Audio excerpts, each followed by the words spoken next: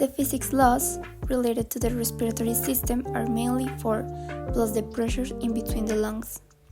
Boyle's law tells us that the product between pressure and volume 1 is equal to the product of pressure and volume 2, as long as the temperature is constant.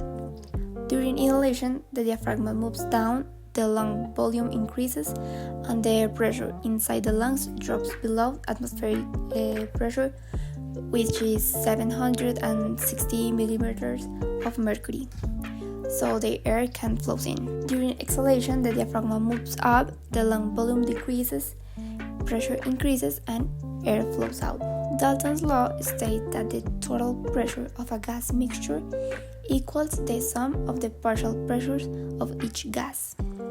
Each gas behaves independently, pushing as if the others weren't there. Ohm's law, classically used in electrical circuits, it's analog to the behavior of the ventilatory system, where pressure is equal to the product of flow and resistance. Airflow through the lungs depends on airway resistance. Things like bronchial diameter and mucus can affect. If resistance increases, like during asthma, either the pressure must rise or airflow drops, making breathing harder. Henry's law explains gas dissolving into liquids. Concentration depends on partial pressures. The higher the partial pressure of oxygen over the alveoli, the more oxygen dissolves into the blood. At high altitudes, lower oxygen pressures mean less oxygen enters the blood. Finally, intrapulmonary pressure is the pressure inside the alveoli. Follows Boyle's law. During the inhalation, the lungs volume increases, the pressure drops, air enters, and during exhalation, lung volume decreases, the pressures rise, and the air can exit. At rest, the pressure is equal to the atmospheric pressure. And intrapleural pressure is the pressure inside the pleural cavity, the thin space between the lung's outer surface and the chest wall. It's always negative compared to the atmospheric pressure. This negative pressure keeps the lungs expanded and attached to the chest wall. The ventilatory system exchanges oxygen and carbon dioxide, essential for life. During inhalation, according to Boyle's law, lung volume increases, intrapulmonary pressure drops below atmospheric pressure, and air flows into the lungs. During exhalation, lung volume decreases, intrapulmonary pressure rises, and air leaves the lungs. In external respiration, in the alveoli, oxygen diffuses from the air into the blood, and carbon dioxide moves from the blood into the alveoli, following Dalton's law of partial pressure. Gas transport. The oxygen and carbon dioxide are transported through the blood. Hemoglobin carries oxygen from the lungs to the tissue and returns carbon dioxide back to the lungs. Anemia can result from a lack, loss, or malfunction of hemoglobin. In the internal respiration at the tissues, oxygen leaves the blood and enters the cells, while carbon dioxide produced by metabolism diffuses into the blood.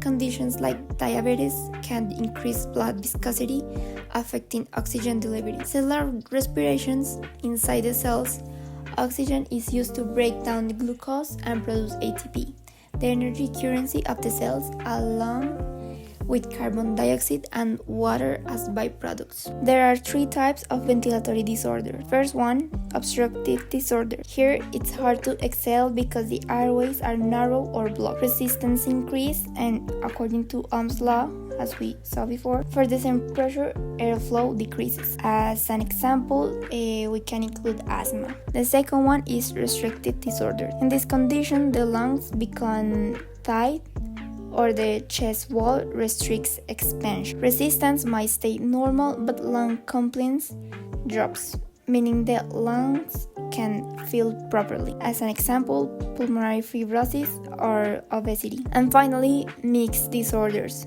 These combine both obstructive and restrictive patterns, making breathing even harder. As an example, cystic fibrosis and severe COPD with fibrosis.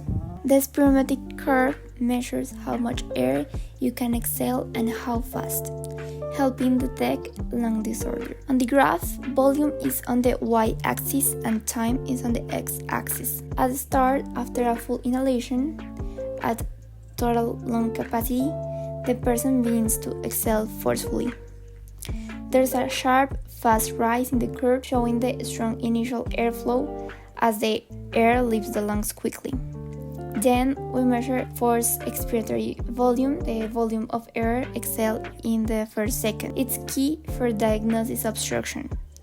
For example, forced expiratory volume is reduced in asthma or COPD. Finally, forced vital capacity is the total amount of air exhaled after a full effort. It's measured when the curve flattens. By analyzing forced expiratory volume and forced vital capacity, doctors can identify lung problems and start the right treatment. The Haldane effect explains how the affinity of hemoglobin for oxygen and carbon dioxide change depending on whether hemoglobin is oxygenated or deoxygenated. When hemoglobin is oxygenated, its capacity to carry carbon dioxide decreases. This means that when the hemoglobin picks up oxygen in the lungs, its ability to bind to carbon dioxide is reduced, facilitating the elimination of carbon dioxide during exhalation. On the other hand, when hemoglobin is deoxygenated in the tissues, its affinity for oxygen drops, but its ability to capture carbon dioxide increases. This allows carbon dioxide produced as a metabolic waste in cells to be transported back to the lungs for elimination. This process is vital for efficient gas exchange in the body. It allows oxygen to be released into tissues and carbon dioxide to be efficiently removed in the lungs.